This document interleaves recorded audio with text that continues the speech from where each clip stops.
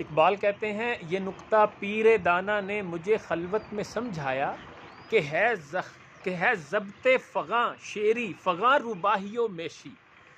کہ پیر دانا کون ہے؟ وہ مولانا روم کو اپنا مرشد مانتے. تو کہتے ہیں خلوت میں اکیلا جب میں بیٹھا تھا تو مجھے پیر دانا نے یہ نکتہ سمجھایا کہ ہے ضبط فغاں، یعنی جب آپ دکھ درد میں مبتلا ہوتے ہیں تو اس میں مصیبت میں ضبط کرنا شیری ہے.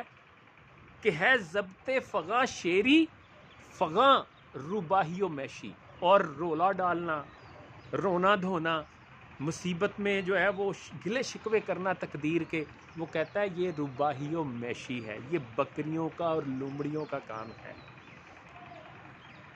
طریقے اہل دنیا ہے گلا شکوہ زمانے کا، نہیں ہے زخم کھا کر آہ کرنا شان درویشی. یہ نکتہ پیر دانا نے مجھے خلوت میں سمجھایا کہ